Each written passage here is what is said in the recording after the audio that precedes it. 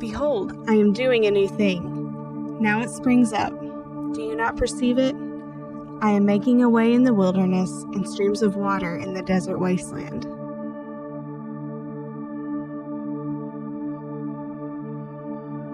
In ancient Israel, the people of God were waiting for a day when this crazy, messed up world would be made right.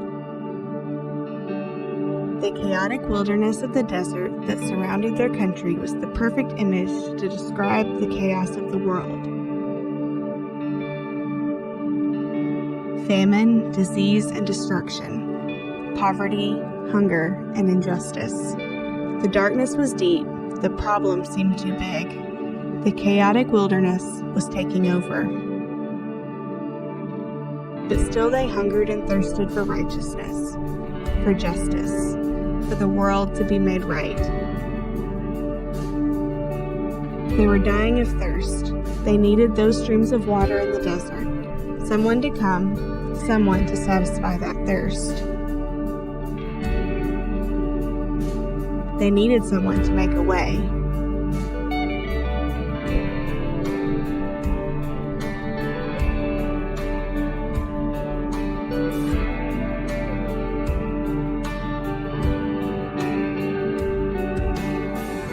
The good news is, Jesus was that someone.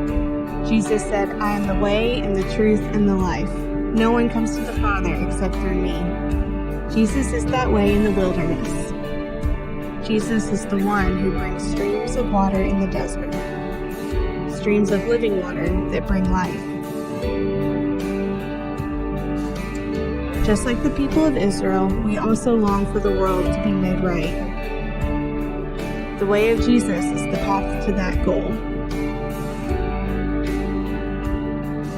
We are followers of the way. We are wayfarers.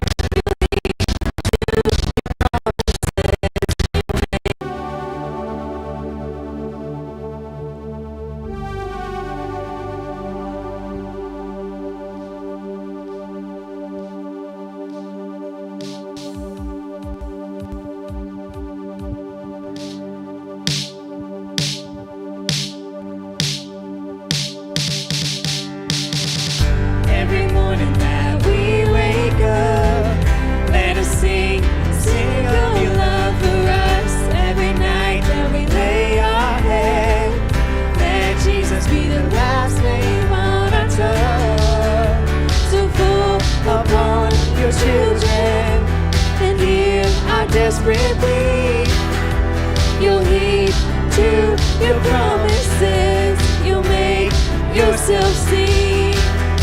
So stir up, won't you stir up, won't you stir up a passion for you? So stir up, won't you stir up, won't you stir up a passion for you? And burn up, won't you burn up, won't you burn up a passion in me? To burn up, won't you burn up, won't you burn up a passion in me? Oh, oh, oh, oh, oh, oh, oh, oh. Every hour that we pass by, let us know that you're alive. Every trial that we walk through, let us know that you're not through. So fall upon your children and hear our desperate plea. you heed to your promises, you make yourself seen.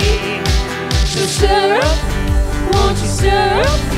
Won't you stir up a passion for you? Stir up, won't you stir up? Won't you stir up a passion for you? And burn up, won't you burn up? Won't you burn up a passion in me? And burn up, won't you burn up? Won't you burn up a passion in me? Then all the world goes the other way we choose to trust your name. Only you, and all the world goes the other way we choose to trust your name. Only you, only you. Oh, oh, oh, oh. So stir up, won't you stir up? Won't you stir up a passion for you?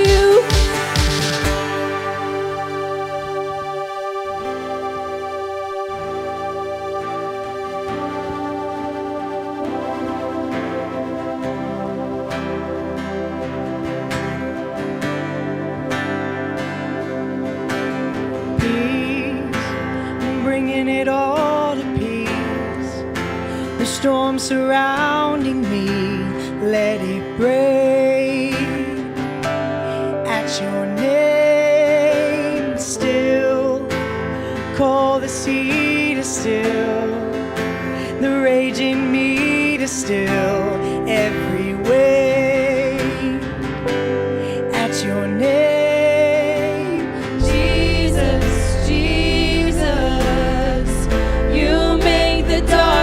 tremble, Jesus, Jesus, you silence fear. Jesus, Jesus, you make the darkness tremble. Jesus, Jesus. Breathe, breathe, then call these bones to live, and call these lungs to sing once again. I will praise, breathe, then call these bones to live, and call these lungs to sing once again.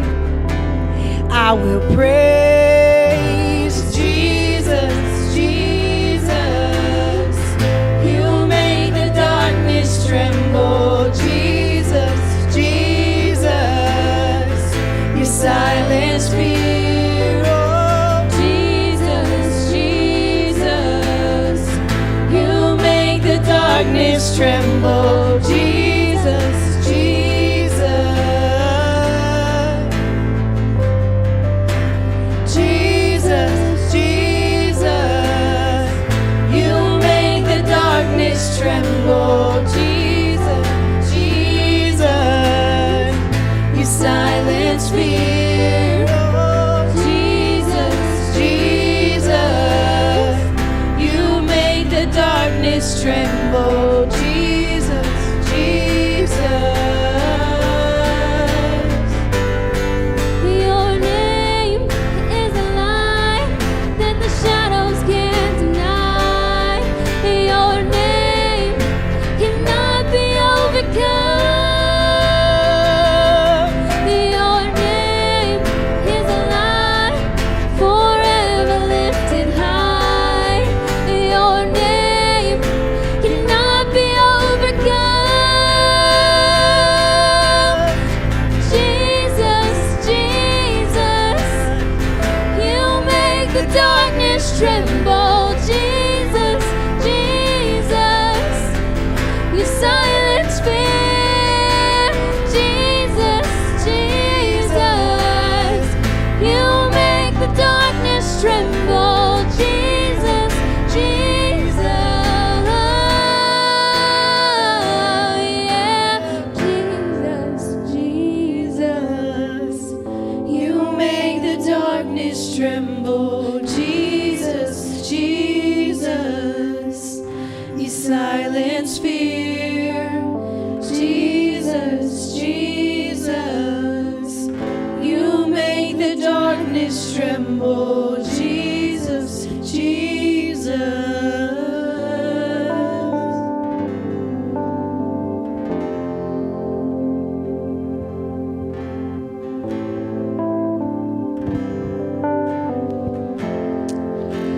Why don't we pray? Lord, thank you so much for another day of life, for the blessings that you have given us. Thank you for the opportunity that we have to come here and to worship you, to praise you, and to hopefully learn a little bit more about you as well. Thank you for your goodness and just the victory that you have had over the darkness in the world. In Jesus' name I pray. Amen. Alrighty. So what's up, everybody? My name is Nick Griffin. I am the lead pastor here at Wayfarers Christian Church.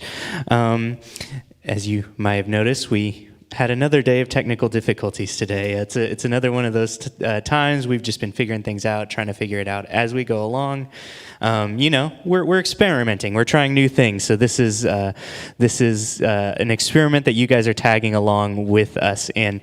But it really is important to me to do this live. You know, some people have even asked, why don't we just try recording it ahead of time, and then we just post a recording of the service? But I just think there's something that's really cool when several people from all over the city can kind of get together, worship God at the same time. Even if we're not in the same place, at least we can do it at the same time. So we think some of the possibility of those technical difficulties is it's worth it, just for the awesomeness that comes from being able to worship together live. So even though we can't worship together in the same place, I am thankful for the fact that we get to worship together at the same time, at least, even if it comes with the chance of some technical difficulties. But either way, I wanted to welcome you all. Thank you for joining us. I tried to talk a little bit about this last week, but I am really stoked. I am really excited. All of you that have been tuning in, any of you that have been in the live streams or participated in any of the things that we've been doing as a church, it is just really cool. I'm so encouraged to see you guys kind of come alongside us with all of this, because this is a new thing. We're figuring it out. There's this excitement that comes with the newness, but also, you know, some people just aren't brave enough to try something new, to try something different, to not go to somewhere to a church that already exists, or to be connected with somewhere in the city, and an existing church somewhere. And so I'm super encouraged that all of y'all have decided to join in with us here in the beginnings, as we're figuring all of this out in these beginning phases of this new church plant. And so I'm very thankful for that. I just wanted to take a little bit of a time today to mention a few things for those of you that may be new, that are just tuning in for the first time, or if you've been a part of this for the last few weeks, as we've been going for these last almost 2 months now. I just want to take a time to mention a few things that are going on at the church, a few things that you can kind of tune into, some things that you would be able to be a part of, along with the Sunday services that we've been doing. The first thing I would definitely want to mention, on Wednesdays, Noah, our teaching pastor, and myself, we do these deep dives, we call them. They're just these live streams that we do from our office space, where we go into a lot more detail about the different things that we talk about during the sermons. You know, for those of you that want to really, really get in deep with the scriptures, that's an awesome time. We want to offer that as an opportunity for y'all, a deep dive, an opportunity to go a lot deeper. So I'd encourage you, any of y'all, check it out. It is it's Wednesdays at 5. And actually, we are going to be soon starting to record those and post those as podcasts as well. So if you guys aren't able to tune in live, you'll be able to kind of listen on your own time just through the podcast store. So just be on the lookout for that announcement here soon. Speaking of Noah, he is the one that's going to be preaching today. So I'm very excited for what he has to share with us. We're going to be looking at the beginnings of Genesis. In this series we've been doing here at the church, we have been going through the book of Genesis, the very first book of the Bible, and we've been kind of going verse by verse, helping to explain some concepts about it that you might not have noticed. And we're hoping that this will kind of give us the groundwork so that as we go elsewhere in the Bible in the future as a church, this kind of gives us some of the groundwork. We'll all be kind of in the same spot with our understanding of Genesis and our understanding of what the whole Bible is talking about. And so Noah is going to be focusing on Genesis chapter 1, verses 4 and 5 today. So I'm going to read that here in a second, but before I do, there's one more announcement I wanted to make, just kind of a housekeeping thing. There are a few of us from the leadership team that are going to be going to help some friends of ours who are starting a new ministry called Wildfire Christian Camp. They are just getting started, and they are in need of some help with some renovations and some of the things that they are doing. And so a few of us from the leadership team, we're going to go up there next weekend and help them with some of that renovation. And we're also hoping to stream our service from up there by the lake, out in this awesome camp area that they have. So if you notice the setting change a little bit next week, that's kind of what's going on. We're going to be streaming from up there from at the camp. But for those of you that are watching who may not get a chance to go along with us, I did want to offer you at least one opportunity where you can help with this awesome camp. On our website, it's just wayfarerscc.com. There's a big donate button just right on the front page. And it would be super helpful. I know the Wildfire team would appreciate it, and it's an opportunity for us as a church to help them out as well. If you would go to our website, click on that donate button, and there's a little drop-down menu where you can specify that you want this money to go to Wildfire. But I just want to ask on behalf of them, any money that you guys can donate to that, it's going to go to the renovation, it's going to go to the work that they are doing. And Brett, who you saw up here singing a second ago, he's one of the ones from that leadership team, and I think they're doing a really, really amazing work. And so if any of you want to donate to that, I would encourage you, go to our website, wayfarerscc.com, click on the big donate button, look for the drop down, click Wildfire, and you can just give any amount, whether it's $1 or $2 or a little bit more, whatever you want to give. I think this is an awesome way that we as a church can help them out with the ministry that they're doing and help the work that they are doing. Brett, you guys have a website, don't you? What's your website? Yes, we do. WildfireChristian.org. WildfireChristian.org. If any of y'all want to find out a little bit more about Wildfire, a little bit more about what that camp is doing and why you should donate, go to WildfireChristian.org. But just, take it from me ahead of time. It's an amazing cause. Please donate to it. Just go to our website. You can donate there. I'm going to make sure all that money goes straight to them. And so I would be really encouraged if you all could jump in and do that with us. But without further ado, I'm going to read the verse, and then I'm going to introduce Noah and turn it over to him. So it's a short verse, just a couple of verses here. In Genesis chapter 1, it's going to be verses 4 and 5. So starting in verse 4, God saw that the light was good, and he separated the light from the darkness. God called the light day, and the darkness he called night. And there was evening, and there was morning on the very first day. So I'm going to turn it over to Noah. Thanks, Nick. Well, welcome to the live stream. I know, as Nick said, we've had a couple difficulties here for, once again, technical-wise, so thank you for tuning in once again, and just bear with us. We're trying to get through those as much as we can, and one of the reasons I'm actually preaching today is so Nick can kind of focus on those technical difficulties and get it all sorted out, because he's way better at it than I am. So one of the things that, as a kid, I grew up in a church, and as a kid growing up in a church, you have several different experiences with Christianity that I would say are different from the normal experiences, especially if you've been born in a church. And one of the things that I felt growing up in a church was that I felt very bored there. I didn't really enjoy the very structured liturgical way that you went into church. We went to a very small Presbyterian church that maybe had 70 people tops.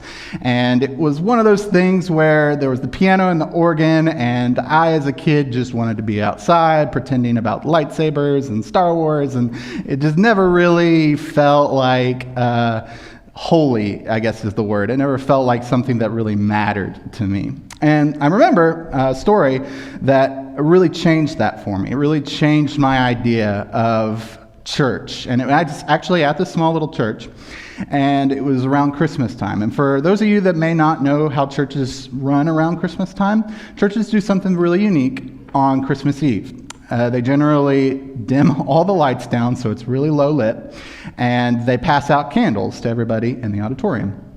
And each one of you gets a candle with a little wax plastic wrap on top to keep your hand from burning off. And you hold this candle and you look around to your left and right in this kind of dark room waiting for something to happen. And as you're in this space, the leader of the group usually the pastor, will take up a lighter and he'll light his candle, and then slowly he'll begin to light all the candles around the room, one person touching one person's candle next to them. And you'll go around the entire room, essentially lighting each other's candles. And by the end, everyone has a candle lit. And you hold your candles up and you sing generally a carol, a Christmas carol. And it's usually Silent Night, Holy Night. And as a kid, it was one of those experiences that really caught me off guard. It was the first moment that I felt like there was something different to Christianity than just like sitting in pews and waiting an hour until you're done and then go home. And, having to dress up in fancy clothes and things like that.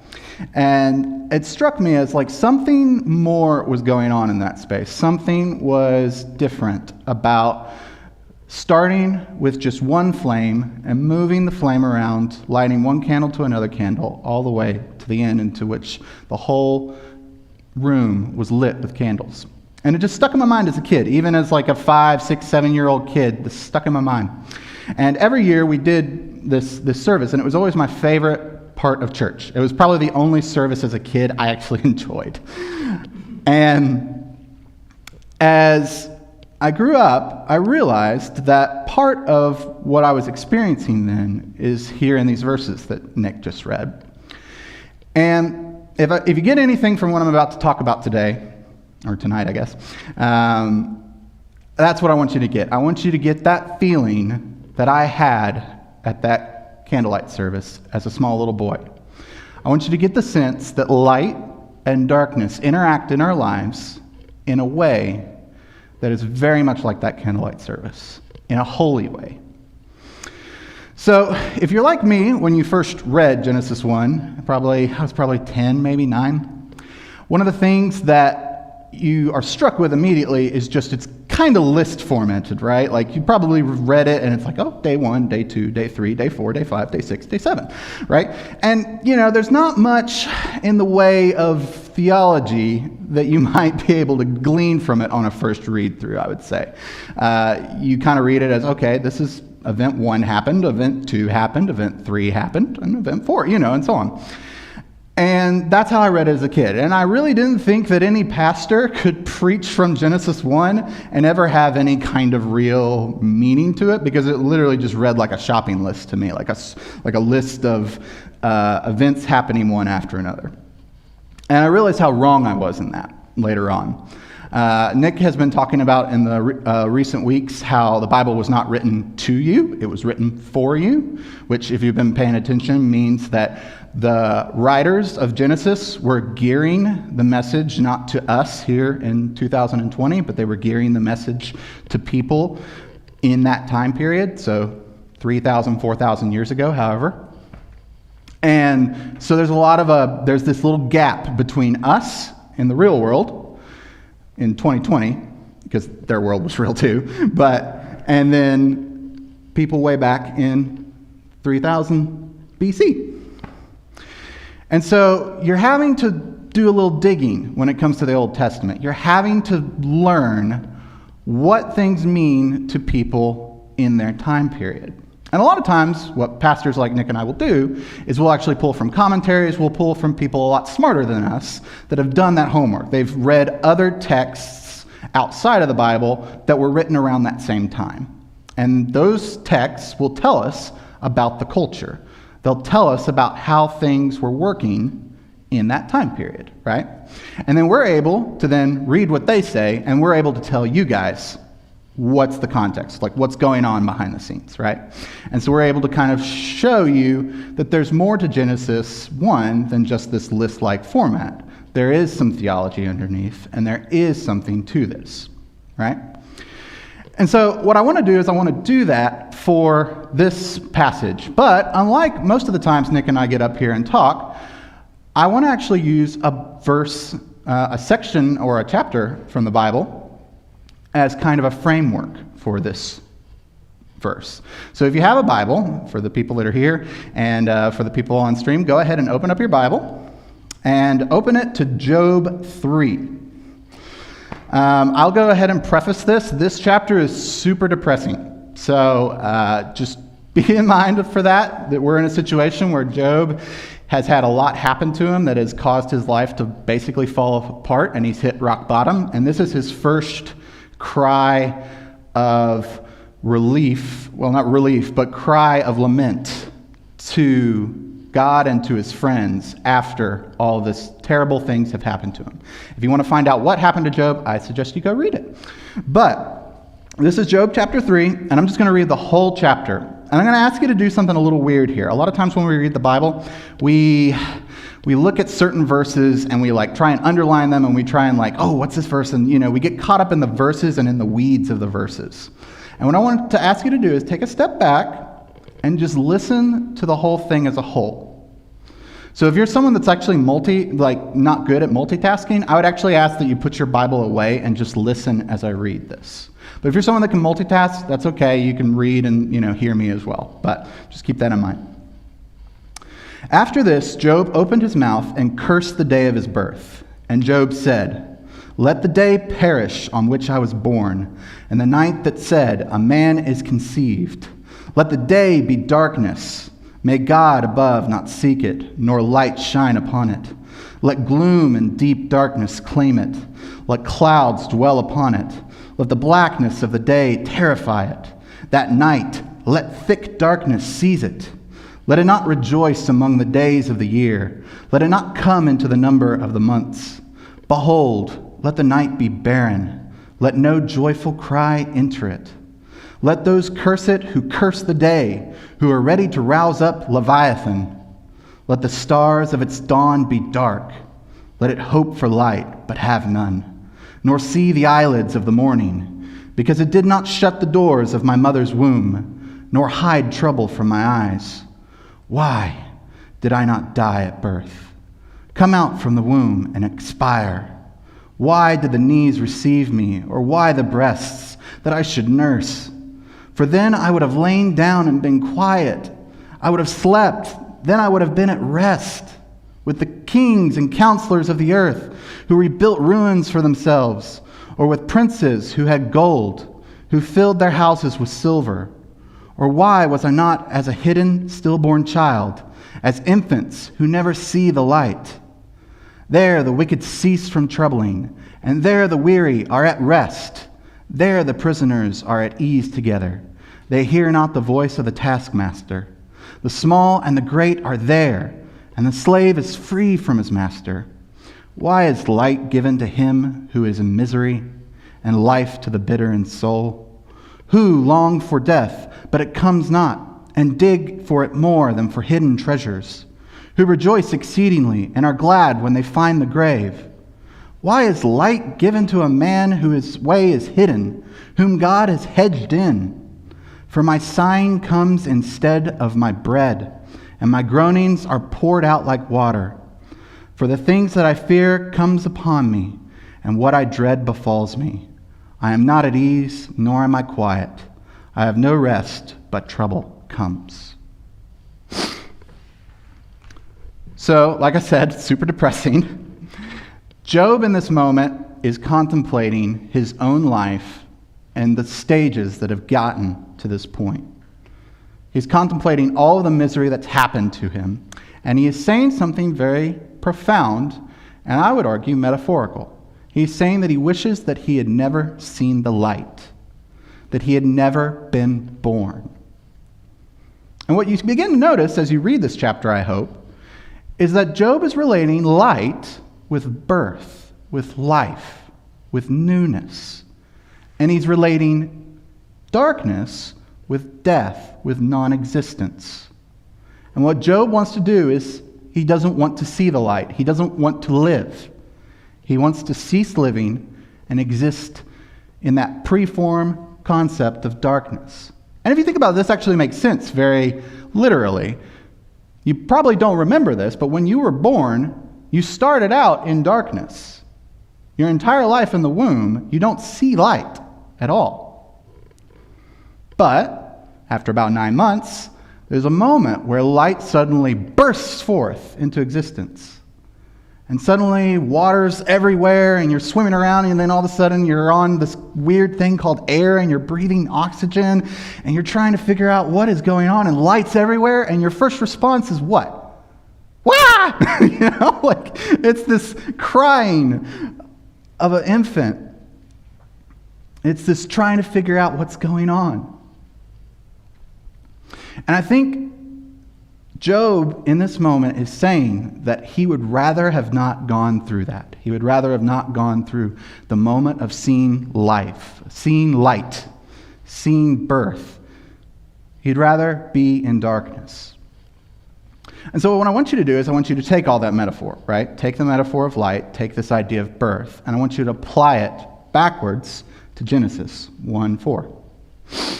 So God says, "Let there be light," and there's light. And he divides the light from the darkness, right?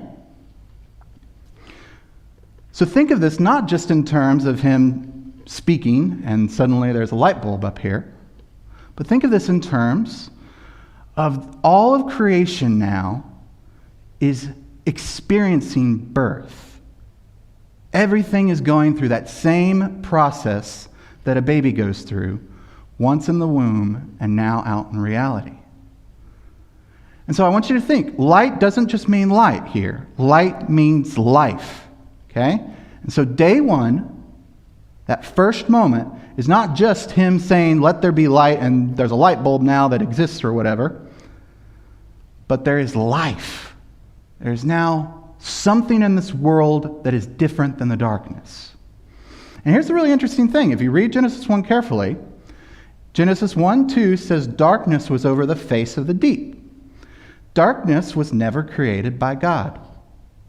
And science actually upholds this, believe it or not. Science says that darkness really is just the absence of light. It's just the non-existence of light, right? So in this thing, we have an already existing darkness, and God speaks into this moment light, right?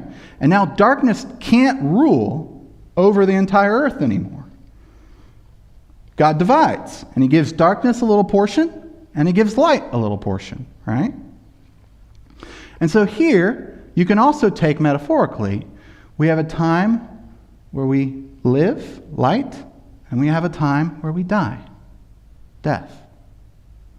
And you see already in Genesis 1 these ideas of the battle between non-existence, darkness, death, and the side of light, life eternal, are already warring against each other on the first verses of Genesis.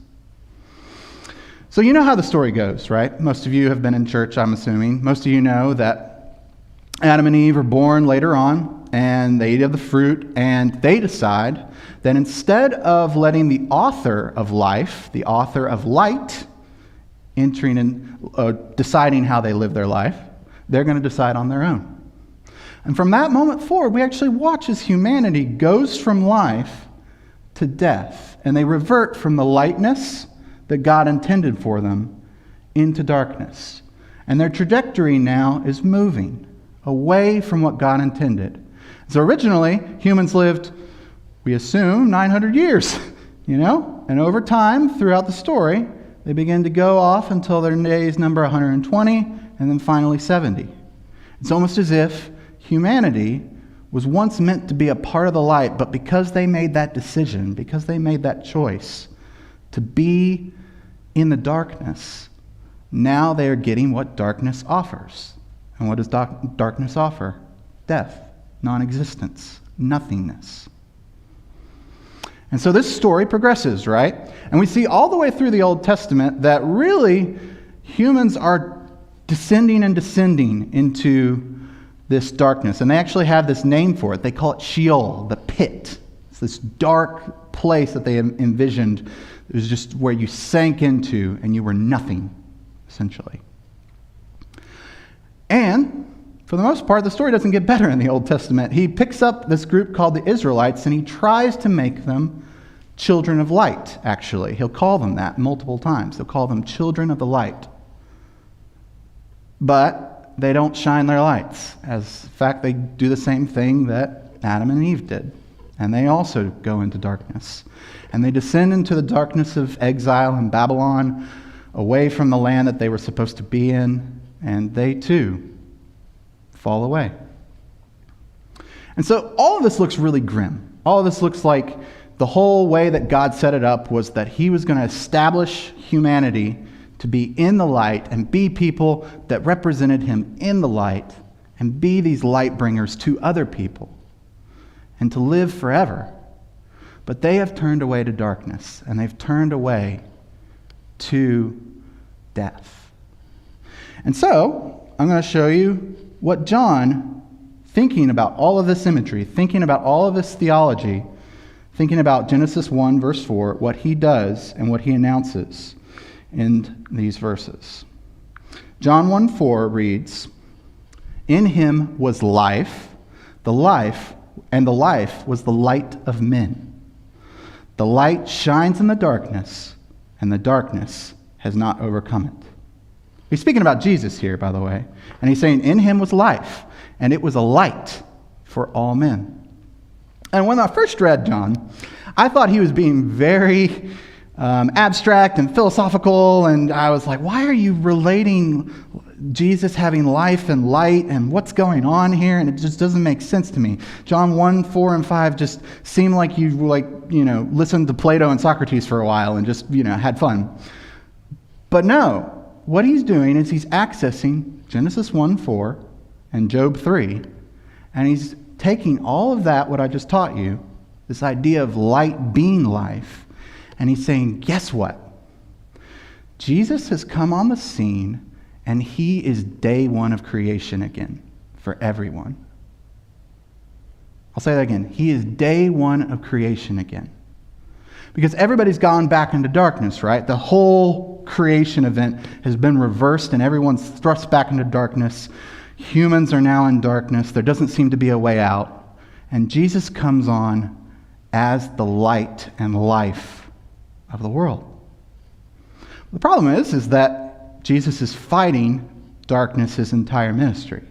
And there's a lot of people that prefer to stay in darkness. And these people that prefer to stay in darkness, they don't like it when Jesus shines his light on them because they think that they are in the light. They think that they're doing all right. They think that they are light bringers. And so they make it their mission to try and extinguish his light. And see, that's the thing that darkness is, right? Is darkness is not just the non-existence that's just like we turn to. It's also an entity in the Bible. It's something that actually hovers over you, like Job says, in a cloud. It's something that envelops you and makes you feel like you shouldn't exist. And that idea, that cloud, that feeling that you shouldn't exist is exactly what is thrust upon Jesus. And instead of Jesus suffering from that cloud, what happens is these Pharisees actually suffer from it, and they get the conviction, oh, Jesus shouldn't exist. We need to get rid of him. And so darkness swells in this story. And in this story, they eventually have their way. They eventually crucify him on a cross because he was showing too much of their own darkness. Too much of their own preference to be in darkness, their own uncreation, so to speak, their own wanting to go away from the ways that humans should operate. They should be kind, they should be loving, they should be gentle, and instead going to humans being selfish and looking out for your own interests. All of that is uncreation, darkness. And so on the cross, he's hanging, and guess what? It's nighttime on the cross. The sky actually goes unnaturally dark. And it's as if darkness is swelling in power in this moment, knowing that it has finally killed the Son of God, that the one chance humanity had that light might exist again, darkness has defeated it. It snuffed out that flame. It snuffed out that candle. And from everyone's perspective, that day, it looked like it won. A day passes and it's the Sabbath. The disciples are in rags. One actually runs away naked. I don't know how that story ended up. And for the most part, you think that everything's done. Humanity's over with. And Mark, actually the Gospel of Mark, the original account of Mark, ends there. It ends with them, with women, arriving at an empty tomb and leaving you wondering what happened. And someone later on added a little bit extra to Mark that actually tells you the end of the story. But that morning, on resurrection morning, is the moment when the sun rises and light hits a tomb, and we all know what happens, right? Jesus resurrects. And in that moment, we realize that light has overcome the darkness.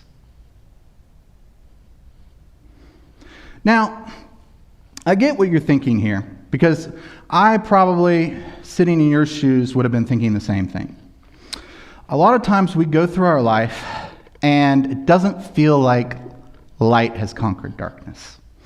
And what I just gave you, this whole picture of who Jesus was and how he worked and all of this, that's a macro level. That's, as a Christian, what we believe. And we believe that we're headed towards that future in which all of us are resurrected. We believe that darkness will be defeated and that everybody will be selfless one day, that we won't have sin in our lives anymore, and that darkness will be the thing that goes away and never returns.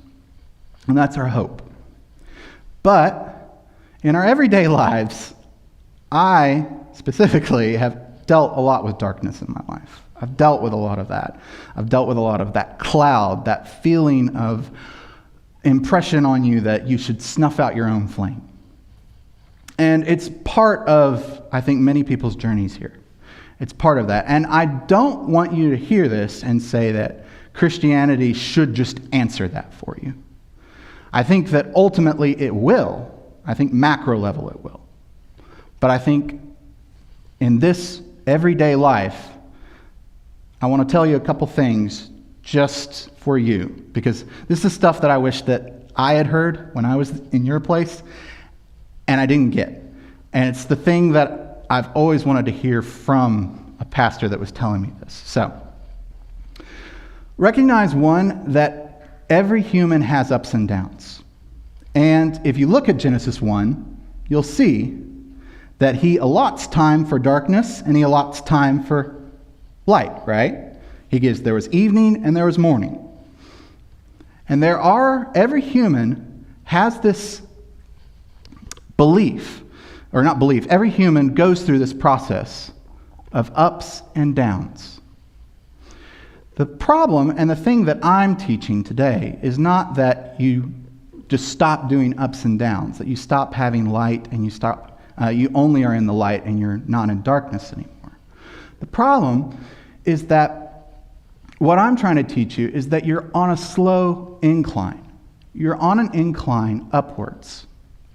And it's that concept that even as you're going up and down, your downs are getting a little upper, and your ups are getting a little upper. And sometimes you might have a down that goes even further down, but on the whole, Christianity is about a slow incline. It's not about you just cut off all the downs and you just ignore all the darkness in your life. It's about going through those downs in your life, going through those darknesses for the hope that one day all will be light and there won't be any darkness. And what I think a lot of times is I see two people's responses to this in our lives. In our everyday lives, I see optimists and pessimists. Optimists want to make all of Christianity about the highs. They just want to make it all about this and cut out all the lows. And I lived among a lot of optimists growing up. And I would hear a lot of things about not wallowing in your sadness, not writing sad poetry, not being sad at all even. And if you were sad, that was something to fix. Like that was darkness and we want to get rid of it as fast as we can because we're all happy, happy. And I want to say that optimism has a flaw, is that you ignore and you continually ignore a half of your life. Whereas pessimism is this belief that I actually kind of interacted with quite later in my college years, and I actually was probably a pessimist for a while. Pessimism is this belief that life is just downs, and there are no ups. Ups are lies. People that are happy are really just fooling themselves, or they're ignorant, or they're just like, they're finding some Epicurean or pleasure in life that gets them by day, you know? And really, life is just sucks, and people just haven't woken up to the fact yet. And that's pessimism. And there's a huge camp of people that I interacted with quite a bit that wrote songs from this pessimism, that wrote songs from this belief that Christianity didn't make sense, that life didn't make sense, politics for sure didn't make sense, and just everything was awful, evil, darkness, right? And the interesting thing about Christianity is it doesn't side with either of those. Christianity doesn't come in and say, no, you should be happy all your life, happy. And it doesn't come into your life and say, no, you should be sad all your life. It gives you a time and a place for both. There's a time to weep, and there's a time to laugh. That's in Ecclesiastes 3. It's this idea that you are to be both. That you are to let darkness work in your life and also let light work in your life. And a lot of people, I think, that are listening to this probably get the light part. Like, they probably understand why God would let us, want us to be in the light. But why darkness? Like, why must we sit in this? And it was a question that I asked a long time. And I didn't come to an answer until Nick actually showed me a podcast, on a podcast that we listen to quite frequently, that talked about a writer named Flannery O'Connor. And Flannery O'Connor was this writer who suffered from lupus. And so she was really confined to her house most of the time. And she didn't have a lot of time outside of her house, and she felt like she was caved in, and she felt like she suffered from this disease. And, just really held her back, and she was always dealing with these sad, dark feelings because she had this incurable disease. And so what she did was she wrote from that place. She wrote to sort of express herself to the world. And one of the things that this podcast was talking about is why she believed that she should do that, was that for her, she believed that God had graced her with that illness, that God had actually shown her something more because she suffered that illness. That she had a unique experience, that she had something that no one else really around her was going through. And that opened her up to see beauties and light differently. It actually allowed her to love light more because she knew its opposite. And I'm not saying this is like some masochist thing where you just like go and look for darkness. I hope you have enough sense to know that that's not necessarily good. But I am saying that she believed that people that suffer from these dark spells, these dark periods in their lives, are not people that we should shun or try and fix. She believed that these people had been gifted with some type of interior sight, some type of seeing the world that will help all of us in the future. And like I said, this isn't pessimism, so you need to get out of that and you need to get into the light. And don't misunderstand me, I'm not saying that you need to stay there. But I'm saying that you need to fix this idea that we need to always be happy, that we always need to be in the light.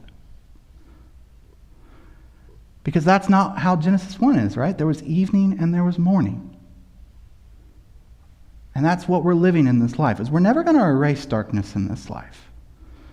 And we can definitely lament it. I'm not saying you should just consider darkness always good, you know? Like, I'm totally, you should weep and you should cry. But I am saying that there is something that God is doing through that darkness, because I believe that. I believe that God is intentionally working through even some of the darkest things in your life. And I think that he's letting you go through those because he's showing you something very unique just to you, that none of us else are going through. And you going through that, you're going to come out of that, I hope.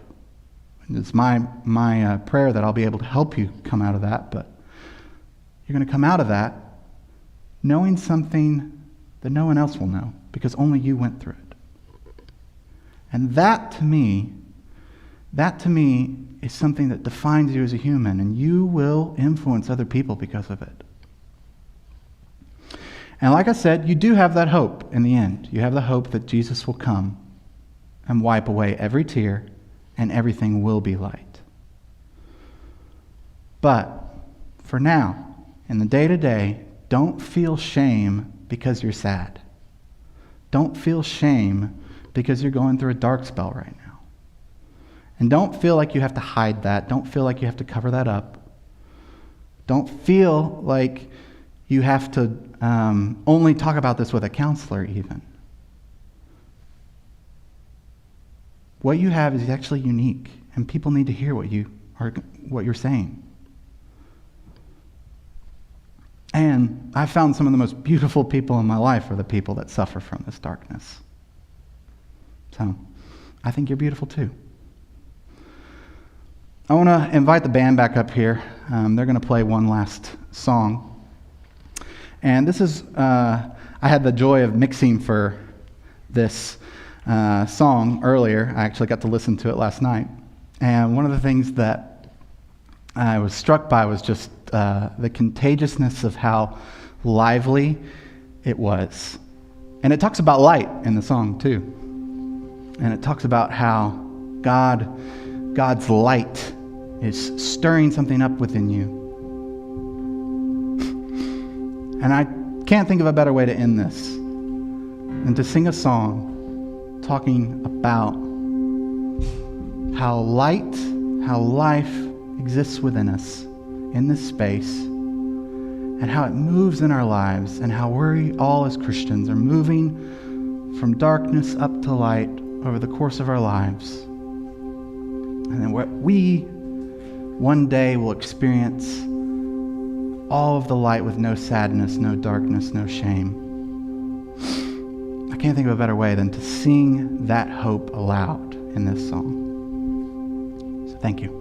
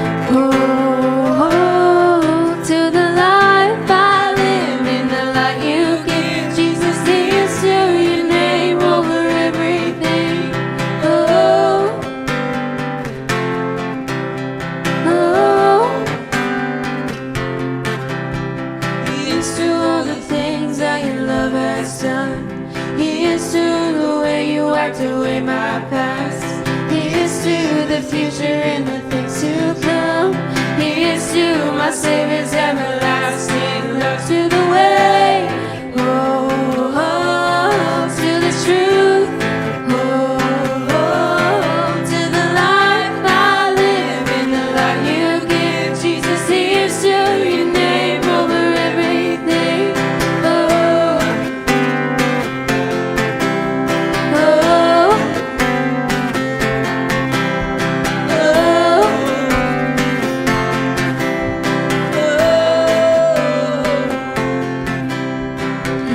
to your kindness. Here's to your goodness. Here's to your freedom.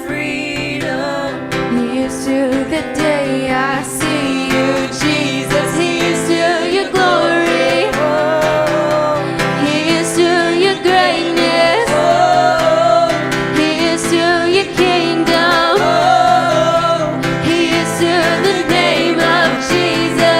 To the way, oh, oh, to the truth, oh, oh, to the light. I live in the light you give, Jesus. Here's to your name over everything. To the way, oh, oh, to the truth, oh, oh, to the light. I live in the light you give, Jesus. Here's to your name over everything. Jesus, here's to your name over everything. Jesus, here's to your name over everything.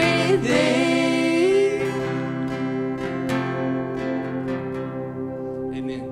Thank you guys for joining us tonight. Thank you, Noah, for bringing that excellent word, such a timely word. I'm just going to pray us out real quick, and you guys will be good to log off. So, Lord, I just thank you for your son. Lord, I thank you that we can live our life in celebration of this light that you offer, that we don't ignore the darkness, God, that we know that you created us for both.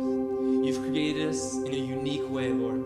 I thank you for that, Lord. I thank you that all the time we spend searching in vain, trying to catch up, trying to fix ourselves, trying to clean ourselves up. You're saying, son, daughter, I'm right here. I'm waiting for you. We thank you for that, Lord. Thank you for that reality, that truth.